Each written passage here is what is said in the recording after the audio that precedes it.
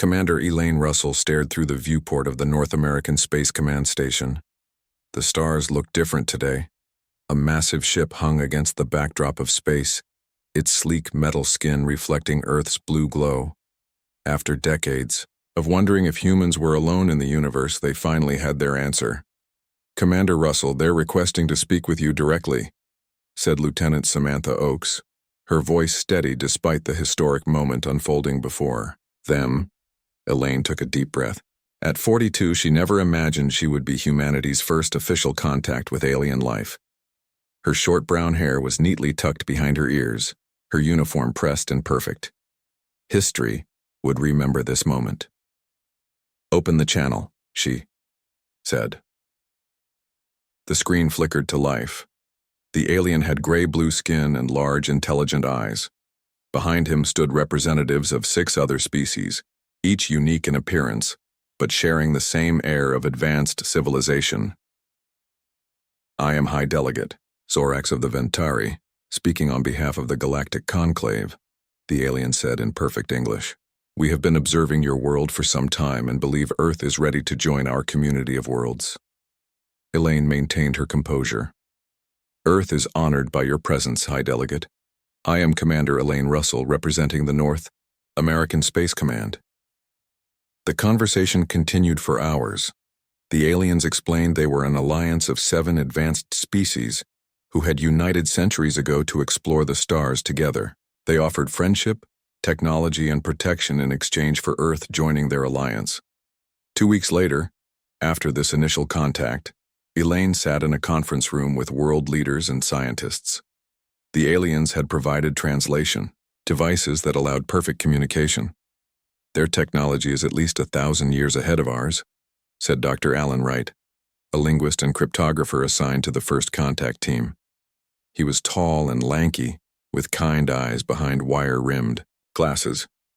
"The medical advancements alone could eliminate disease on Earth, and their energy production methods would solve our climate crisis overnight," added Olivia Martinez, the brilliant engineer who had been studying the technical information shared by the conclave. President Carla Winters nodded thoughtfully. "The benefits seem obvious, but we need to proceed carefully. Commander Russell, you've spent the most time with them. What's your assessment?" Elaine considered her words carefully.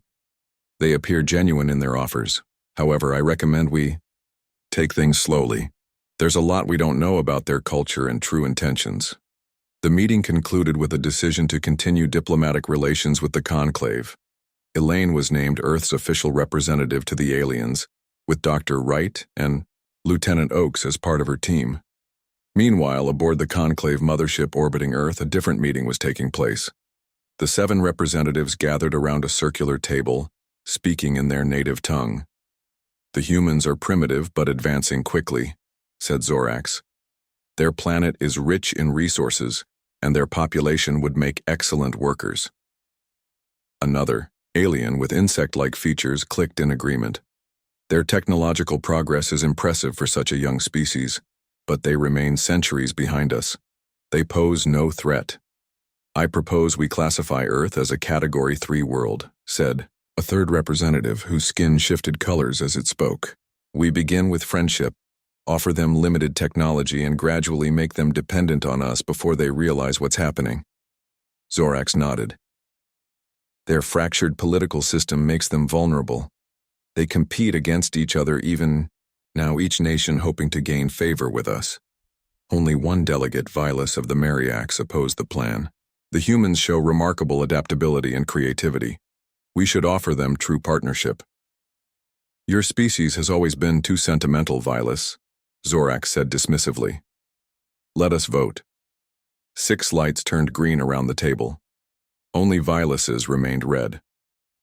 "It is decided," announced Zorax. "Earth will be prepared for integration into our labor force. Within 5 years, they will serve the conclave without question." Back on Earth, Dr. Alan Wright worked late in his lab. Something had been bothering him about the translation matrix the aliens had provided. Words had subtle meanings that didn't quite match up. At first, he thought it was just the complexity of translating between entirely different languages. Now he wasn't so sure. He input a series of phrases into the system, watching carefully how they transformed. Then he noticed a pattern. Certain concepts were being deliberately mistranslated. The Conclave's word for alliance shared root structures, with their terms for ownership and control. His door opened and Lieutenant Oakes entered with 2 cups of coffee. "You're working late again," she said, setting 1 cup beside him. Alan ran his hand through his disheveled hair. "Something's not right with these translations. Look at this." Samantha leaned over his shoulder, her dark eyes scanning the screen. With her photographic memory, she had already memorized large portions of the alien language. "That can't be right," she said, frowning. "According to this, when they say cultural exchange, the root structure is closer to cultural replacement." Alan nodded grimly. "I think we need to start our own translation project separate from their system, and we need to keep it quiet." For the next month, they worked in secret. Alan created a program to decode the aliens' actual communications while Samantha used her perfect recall to identify patterns. They discovered that the Conclave representatives were reporting back to their leadership, describing humans as simple and easily manipulated. One night they intercepted a transmission that confirmed their worst fears. "Earth has been classified as a Category 3 acquisition," Alan translated, his face pale. "They're not here as friends. They're here to enslave us." Samantha's hand trembled slightly as she reached for her secure phone. "We need to tell Commander Russell immediately." Elaine arrived at the lab within the hour. She looked at their evidence in silence, her expression growing darker with each revelation. "We need to be absolutely certain before we take this to the President," she finally said. "If we're wrong, we could ruin humanity's greatest opportunity." "We're not wrong," Alan said firmly. "I've triple-checked everything. The Conclave has done this before to at least 12 other worlds. They offer technology and protection, create dependency, and then slowly take control." Elaine stared out the window at the stars, where the massive Conclave ship now appeared as a threatening shadow against the night sky. "Then we're already at war," she said quietly.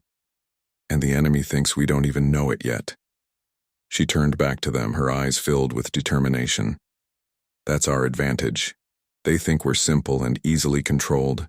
We'll let them keep thinking that while we prepare." "Prepare for what?" asked Samantha. "To show them exactly how dangerous humans can be when fighting for their freedom," Elaine replied. As dawn broke over Earth, the 3 of them began planning humanity's secret resistance against an enemy that had conquered dozens of worlds. The Conclave had no idea that their carefully laid plans were already beginning to unravel. 6 months passed since the arrival of the Galactic Conclave. Earth governments had signed agreements with the aliens, and people celebrated in the streets. The Conclave provided new medical technology that cured several diseases. They also shared clean energy systems that replaced polluting power plants. Most humans believed they were entering a golden age. Dr. Alan Wright knew better. He worked day and night in a hidden lab beneath the North American Space Command headquarters. The room was filled with computers and alien devices he had secretly modified. Lieutenant Samantha Oakes stood guard at the door while Commander Elaine Russell studied the information on the main screen. "We've cracked more of their communications," Alan said, pointing to the translated text. "The Conclave calls this Phase 1, giving us just enough technology to make us trust them while making us dependent on their knowledge to maintain it." Elaine's face hardened as she read. "According to this, they've done the same thing to 12 other civilizations. All of them are now slave worlds providing resources and labor to the Conclave." Samantha joined them at the screen. "Look at this part. It says humans are particularly valuable because we adapt quickly and can work in many different environments." Alan nodded grimly. "They plan to start moving humans off-world next year as cultural exchange workers. In reality, they'll be sending us to labor camps. We need to expand our group," Elaine decided. "We need more people we can trust." The next day, they met in a secure room with NASA Director Gregory Patel, a calm man with steady hands and a brilliant mind, and Marine Colonel Frank Daniels, whose battle experience and tactical knowledge would be essential. "I've suspected something was off about these aliens," Gregory said after seeing their evidence. The technology they're sharing is impressive but carefully limited. Nothing that would help us defend ourselves or travel independently through space. Colonel Daniels pounded, his fist on the table. We should alert the president and prepare for war immediately. No, Elaine said firmly. If we reveal what we know now, we'll lose our only advantage. Surprise. The Conclave's weapons technology is far beyond ours. We'd be crushed in an open conflict. Then what do you propose? Asked Daniels. A covert operation, she replied. We call it Operation Trojan Horse. We pretend to be the simple, grateful humans they expect while secretly preparing to resist. They spent hours planning. Daniels would quietly identify and train soldiers who could be trusted. Gregory would gather scientists to study and reverse engineer Conclave technology. Elaine would continue her role as Earth's representative, gathering intelligence from within the alien leadership. We need someone who truly understands their technology, Gregory pointed out. Someone brilliant. I know exactly who we need, Alan said. The next day, Olivia Martinez arrived at their hidden facility. She was a genius engineer with wild, curly hair and a mind that could solve problems others couldn't even understand. After seeing the evidence, she immediately agreed to help. Their technology is advanced but not magic, Olivia said, examining an alien device. Give me time and I can figure out how it works. Over the next few weeks, Olivia made an incredible discovery. Human neural patterns are unique, she explained to the group, excitement in her voice. Our brains can interface with their technology in ways the aliens never anticipated. She demonstrated by connecting a modified neural interface to her temple. The alien device in front of her activated, responding to her thoughts in ways it wasn't designed to do. They built their systems with safeguards against unauthorized users, she explained. But they never accounted for how human brains process information differently. We can bypass their security measures. This breakthrough changed everything. Operation Trojan Horse expanded rapidly but carefully. They recruited trustworthy individuals from around the world, scientists, soldiers, engineers, and others who could help without raising suspicion. 1 year after first contact, the Conclave began Phase 2. They established administrative centers in major cities around the world. These huge buildings housed alien representatives who would help guide human development. In reality, they were control centers. At the same time, the first groups of humans left Earth to work on Conclave facilities throughout the solar system. The aliens presented this as a great honor and opportunity. The workers were actually selected based on physical strength and obedience. What the Conclave didn't know was that many of these workers were secretly part of Operation Trojan Horse. They had neural implants designed by Olivia that looked like standard medical devices, but actually allowed them to gather intelligence and communicate securely. Colonel Daniels personally trained many of these operatives. Remember, he told them before they departed, act humble and grateful. Learn everything you can about their systems, their weaknesses, their routines. Memorize the layout of every facility.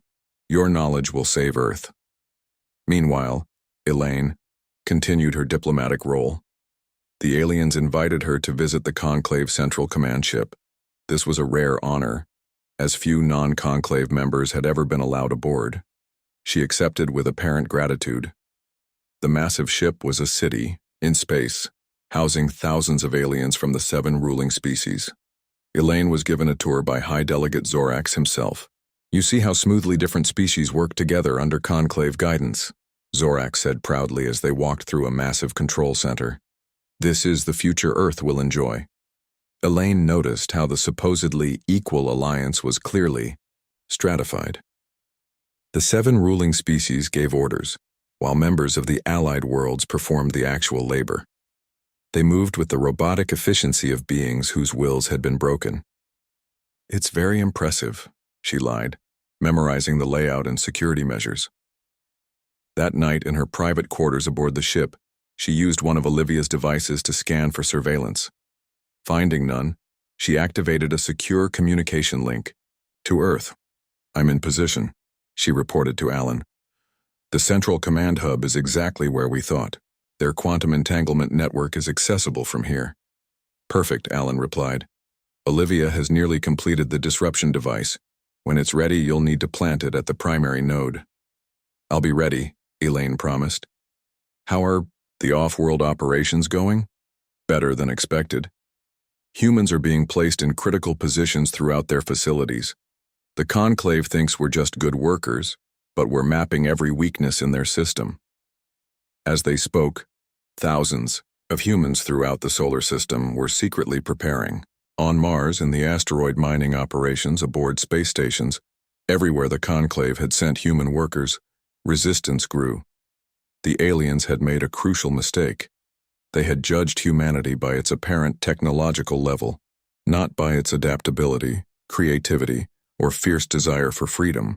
They thought humans would be grateful for the scraps from their advanced civilization. They never suspected that the apparently simple humans were already planning to bring down their entire empire.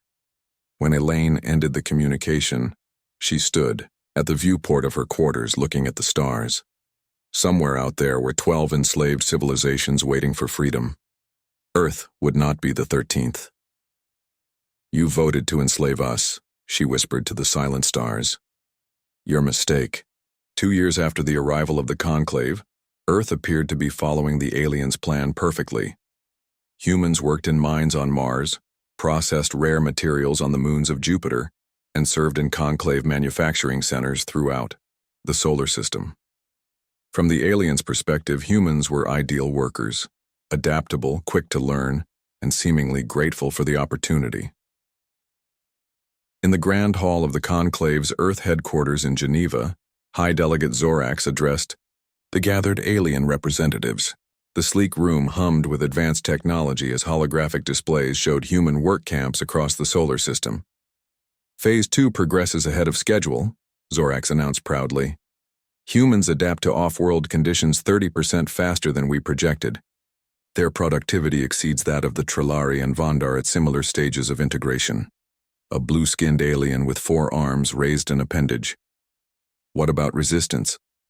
The psychological profile suggested humans might be unusually attached to concepts of independence. Zorax made a dismissive gesture. Minimal. Some primitive nations expressed concerns initially, but the benefits of our technology silenced them. Humans are focused on immediate rewards and lack the unity to mount any meaningful opposition. Only Vilas, the Mariax delegate who had voted against enslaving Earth, looked troubled. I continued to advise caution. There is something about these humans that doesn't fit our usual patterns. Your concerns are noted but unnecessary, Zorax replied coldly. In 6 months we begin Phase 3, neural compliance. After that, even the concept of resistance will be foreign to them. Unknown to the Conclave, Operation Trojan Horse had grown into a vast underground network. In a hidden facility deep beneath the Rocky Mountains, Colonel Frank Daniels stood before a group of soldiers from dozens of nations. Once they would have been enemies. Now they trained together for humanity's survival. The aliens think we're primitive because we still fight each other, Frank told them. They don't understand that knowing how to fight is exactly what makes us dangerous.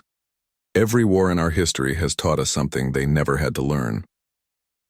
In another section of the facility, Olivia Martinez worked with a team of engineers from around the world.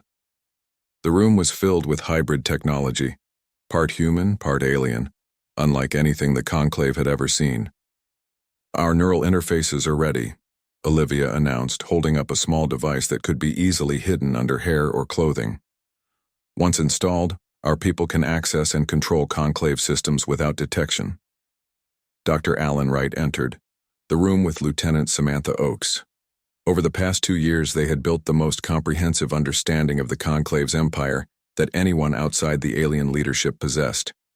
We've identified their critical weakness, Alan said, activating a holographic display of his own design. The entire Conclave empire runs on a quantum entanglement network. All commands flow from central hubs to their subordinates. It's incredibly efficient but also vulnerable. Samantha pointed to specific nodes on the display. If we can disrupt these key points simultaneously, their entire command structure will collapse. It would be chaos. How many points? Asked Frank. 17, Alan replied. Spread across 3 star systems. Frank frowned. Impossible. We don't have faster than light. Travel. We can't coordinate attacks across multiple star systems. Olivia smiled. We don't need it. The Conclave's own communication network will be our weapon. We've modified their quantum entanglement technology. When activated, our devices will create a cascading disruption throughout their entire network. Meanwhile, in space, human workers on a Conclave mining station orbiting Jupiter's moon Callisto gathered in secret. They looked like ordinary laborers, tired after a long shift, but each wore Olivia's neural interface disguised as a standard medical monitor. Lisa Bell, a geologist, who had volunteered for off-world work specifically to join the resistance, addressed the group. The Conclave is moving up their timeline. Neural compliance devices are being prepared. Once they're activated, we'll lose our free will. The workers exchanged worried glances.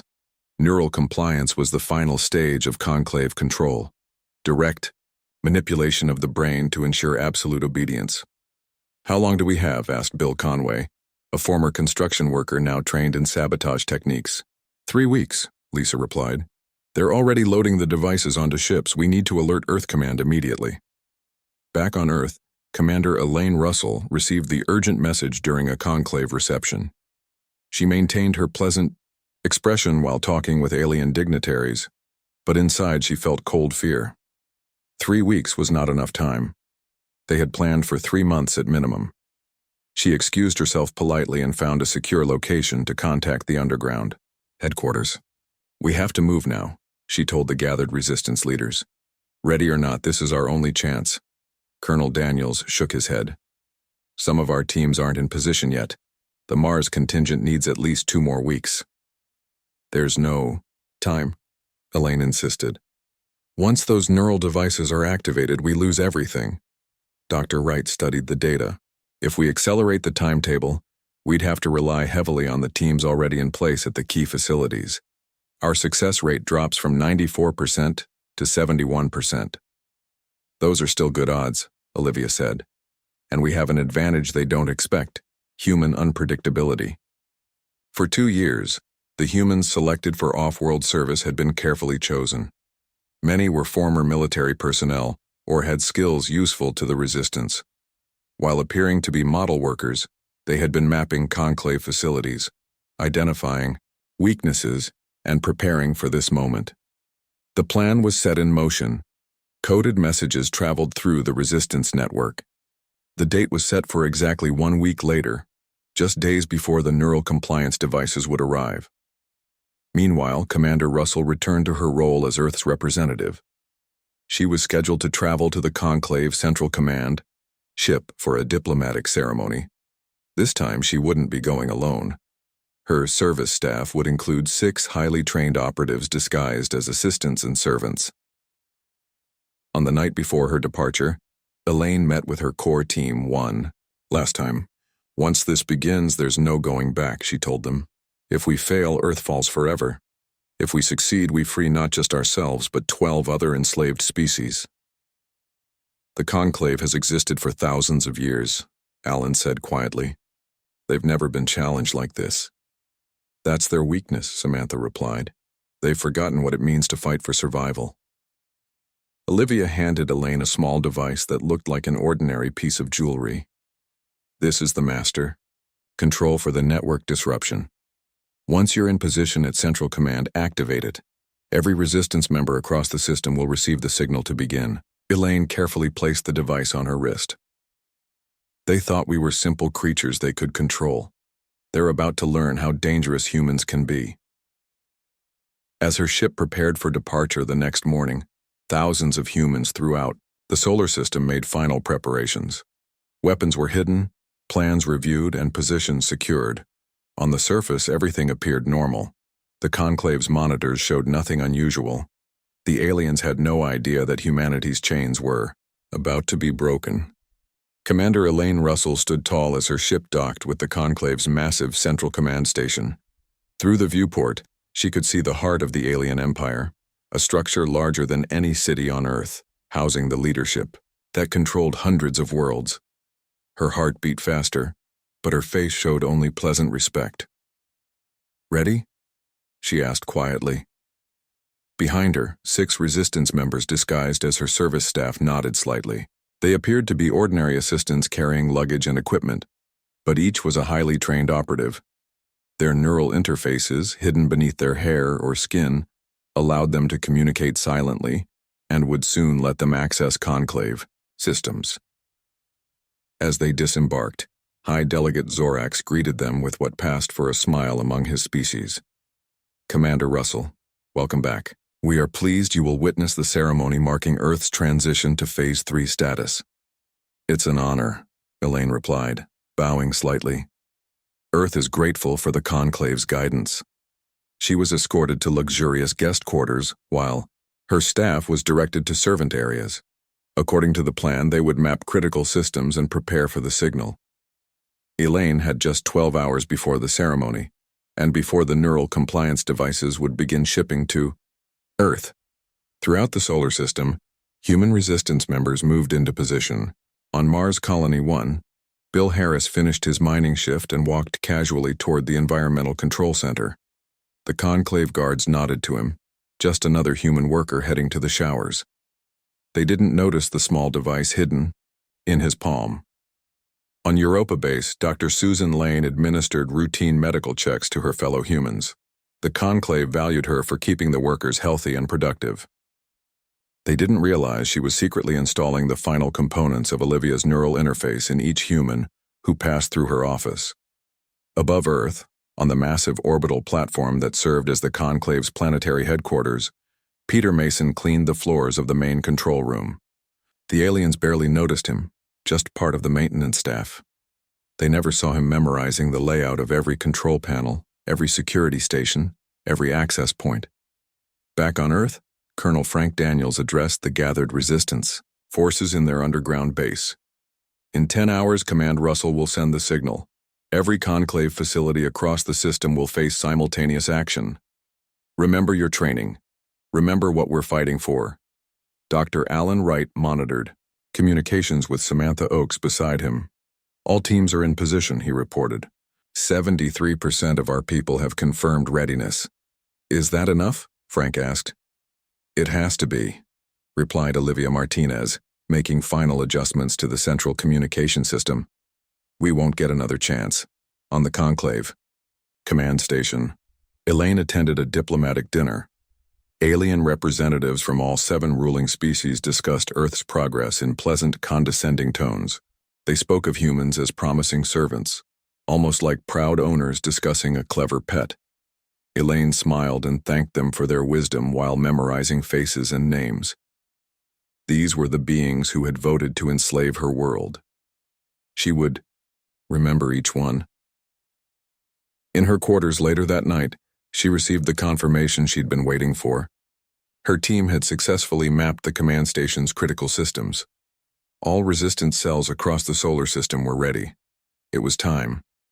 She activated the small device on her wrist. It looked like a simple bracelet but contained Olivia's most advanced technology. A signal, invisible to Conclave detection systems, spread through their own quantum network. Across the solar system, human resistance members received the message: "Operation Trojan Horse begins now." The uprising started simultaneously across 17 Conclave facilities spanning 3 star systems. On Mars, Bill Harris inserted his device into the environmental control system. Instead of releasing the toxic gas that would have killed the human workers as the Conclave had planned once neural compliance began, he redirected it into the alien quarters. The surprised Conclave administrators fell unconscious within minutes. On Europa, Dr. Susan Lane activated the neural interfaces. Suddenly, every human worker could access Conclave systems directly with their thoughts. Security doors opened, weapons lockers unlocked, communication systems fell under human control. In Earth orbit, Peter Mason moved from janitor to commander in seconds. His neural interface gave him control of the station's defense systems. When Conclave ships tried to respond to distress calls, they found their own weapons disabled. The aliens were completely unprepared. For thousands of years they had conquered through technology and subterfuge, not direct conflict. The concept that humans might fight back effectively had never seriously entered their calculations. On the central command station, alarms blared. Zorax rushed into the control room, his normally gray-blue skin pale with shock. "What is happening?" he demanded. "Simultaneous uprisings across the system," reported a frantic subordinate. "Communications are failing. Defense systems are not responding." Impossible. How could primitive humans coordinate such an attack? At that moment, the doors slid open. Commander Elaine Russell walked in, surrounded by her service staff, all now openly carrying weapons. "You made a fundamental mistake," she told the stunned Zorax. "You judged us by our technology, not by what makes humans truly dangerous. Our adaptability, our creativity, and our absolute refusal to be enslaved." Across the room, Conclave officers reached for weapons, but found them unresponsive. The humans' neural interfaces had taken control of the station's security systems. "How?" Zorax asked, genuine confusion in his voice. "Our technology is centuries beyond yours." "And now it's ours," Elaine replied. She touched her neural interface. Suddenly, every screen in the control room showed images from across the solar system. Humans had taken control of mines, research stations, manufacturing centers, and ships. "You believed we were simple creatures who would accept your guidance with gratitude," she continued. "You never bothered to understand what humans are capable of when fighting for freedom." Meanwhile, in the central quantum network hub of the station, two of Elaine's team worked quickly. They installed Olivia's disruption device at the primary node of the Conclave's empire-wide communication system. When activated, it would create a cascading failure throughout their entire command structure. "The device is ready," one of them reported through the neural link. Elaine looked directly at Zorax. "There's something else you should know. Your allied worlds, the 12 species you've already enslaved, we've been communicating with them too. On dozens of planets throughout Conclave space, the enslaved species had received instructions from Earth. The methods to disable their neural compliance devices, the locations of critical Conclave control centers, the exact time to act." As Elaine gave the signal to activate the disruption device, rebellions erupted across the Conclave Empire. Species that had been servile for generations suddenly broke their chains. The mighty Conclave, which had ruled through fear and technology for thousands of years, faced something they had never prepared for: a coordinated, multi-species uprising led by the humans they had so gravely underestimated. In the control room, Zorax sank to his knees as reports of lost facilities flooded in faster than he could process them. "This is impossible," he whispered. "No," Elaine corrected him. "This is humanity." 3 weeks after the uprising began, the once mighty Conclave Empire lay in ruins. Throughout 3 star systems, the ruling aliens struggled to understand how everything had collapsed so quickly. Their careful plans, developed over thousands of years of subjugating other species, had failed completely against humans. On the central command station, now under full human control, Commander Elaine Russell stood before representatives of the 7 Conclave ruling species. The aliens no longer looked proud or confident. Some trembled slightly. Others couldn't meet her eyes. "For centuries you've built your empire by enslaving others," Elaine said. Her voice was calm but carried throughout the large chamber. "You believed superiority came from technology alone. You never valued courage, creativity, or the will to be free." High Delegate Zorax, once the most powerful being in this part of the galaxy, stood with his head bowed. "What will happen to us now?" he asked. "Will humans treat us as we treated others?" Before Elaine could answer, the doors opened. Dr. Alan Wright entered, accompanied by representatives of the 12 formerly enslaved species. Some walked on tentacles, others floated, and still others moved on multiple legs. All had been freed from neural compliance, their minds their own again for the first time in generations. One of them, a tall being with gleaming scales and 4 eyes, stepped forward. "I am Krell of the Lintari. For 300 years my people served the Conclave. We had forgotten what freedom felt like until the humans showed us how to break our chains. Alan smiled at him before addressing the gathered aliens. Humanity rejects the very concept of your empire. No species should rule over another. Instead, we propose something new, a true alliance of equals. The conclave representatives looked shocked. They had expected punishment, even extinction. Equality was a concept foreign to their way of thinking. Meanwhile, on Earth, Olivia Martinez and Lieutenant Samantha Oakes worked alongside scientists from the formerly enslaved worlds. The laboratory buzzed with excited conversation as beings from different planets shared knowledge freely for the first time. Their neural technology was designed to control, Olivia explained, holding up a modified device. We've redesigned it to connect instead. No commands, just communication. Samantha nodded. The Drevani understand gravity manipulation better than anyone, while the Lintari are masters of biological science. Together, we can solve problems none of us could alone. As they worked, Colonel Frank Daniels led the security efforts. Human soldiers trained alongside warriors from other species, learning from each other's strengths. The Vordai, with their forearms, showed humans new fighting techniques, while humans taught the value of adaptability and improvisation. Back on the command station, Elaine continued addressing the conclave leadership. A new council will be formed with representatives from all species, including yours. No one will rule, but together we'll build something better than your empire ever was. One of the conclave leaders, a being with insect-like features, clicked angrily. Why should we accept this? Our technology is still superior to yours. Is it? Asked Alan with a small smile. He gestured, and the neural interface at his temple glowed slightly. Around the room, systems responded instantly to his thoughts. We understood your technology well enough to take control of it. But more importantly, we know something you never learned: how to work together as equals. Another door opened, and Vilas, the lone conclave member who had voted against enslaving Earth, entered. The other conclave leaders looked at him with suspicion and anger. Traitor, hissed one. You helped them. Vilas stood tall. I warned you from the beginning. I said humans were different, that they should be approached as partners, not slaves. You didn't listen. Vilas didn't help us, Elaine clarified. But he was right about us. And now he'll help build the new council alongside representatives from Earth and all other worlds. In the days that followed, ships departed from the command station carrying the news to all worlds formerly under conclave control. The message was simple. The age of enslavement was over. A new era of cooperation had begun.